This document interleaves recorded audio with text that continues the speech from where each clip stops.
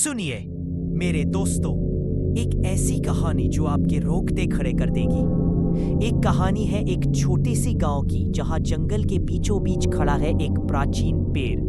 गांव वाले इसे भूतिया पेड़ कहते हैं इस पेड़ में एक ऐसी आत्मा बसती है जो हर उस इंसान को अपने जाल में फंसा लेती है जो इसके करीब जाता है।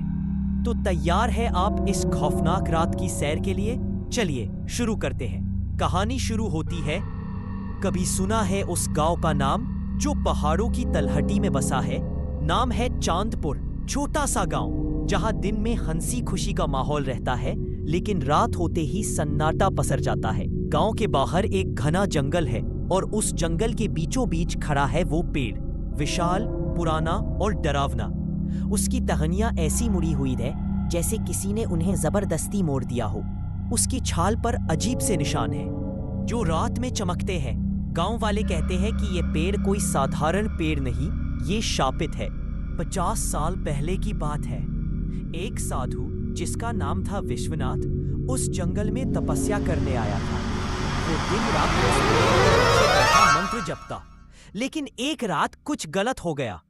कुछ कहते हैं कि साधु ने कोई गलत मंत्र पढ़ लिया, कुछ कहते हैं कि उसने किसी प्राचीन शक्ति को नाराज कर दिया। जो भी हुआ, उस रात के बाद साधु गायब हो गया।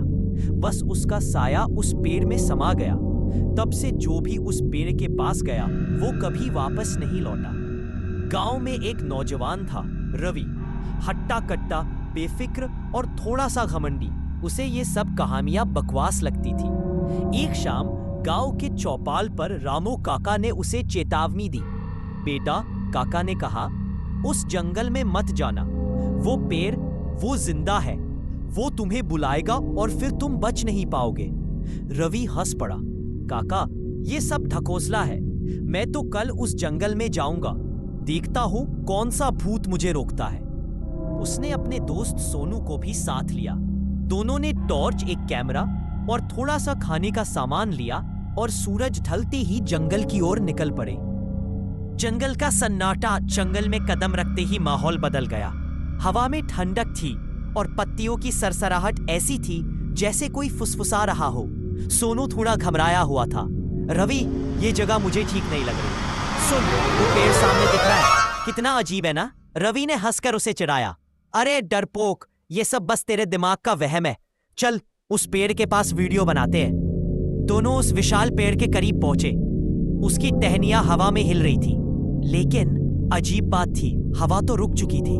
रवि ने कैमरा ऑन किया और पेड़ को रिकॉर्ड करने लगा। अचानक उसकी टॉर्च की रोशनी फ्लिकर करने लगी। सोनू ने डरते हुए कहा, रवि, ये देख, पेड़ की छाल, उसमें जैसे कोई चेहरा बन रहा है। रवि ने कैमरे का जूम किया। सचमुच छाल पर एक धुंधला सा चेहरा उभर रहा था।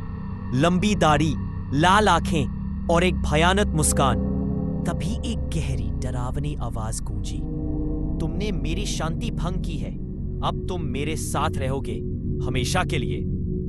सोनू चीख पड़ा, रवि भाग! लेकिन इससे पहले कि वो कदम बढ़ाते, पेड़ की जड़ें जमीन से बाहर निकल आईं। वो जड़ें ऐसी थीं जैसे सांप जो सोनू के पैरों को जकड़ने लगी। रवि ने उसे बचाने की कोशिश की, लेकिन जड़ें इतनी ताकतवर थीं कि वो उसे खींचकर पेड़ की ओर ले गईं। सोनू की चीखें जंगल में गूंज रही थीं। और फिर सन्नाटा। रवि का कैमरा। अगली सुबह गांव वालों ने जंगल में रवि का कैमरा पाया। उसमें रिकॉर्डिंग थी, लेकिन आखिरी कुछ सेकंड में केवल अंधेरा और वो डरावनी हंसी थी। सोनू का कोई निशान नहीं मिला। रवि, जो किसी तरह जंगल से बाहर निकला था, पागलपन की हालत में था। वो बार बार बड़बड़ा रहा था, वो पेड़, वो जिंदा है, वो मुझे बुला रहा है। गांव वालों ने उस पेड़ को काटने की कोशिश की, लेकिन हर बार कुछ ना कुछ गलत हो जाता। कभी कुल्हाड़ी टूट जाती, कभी आंधी आ जाती।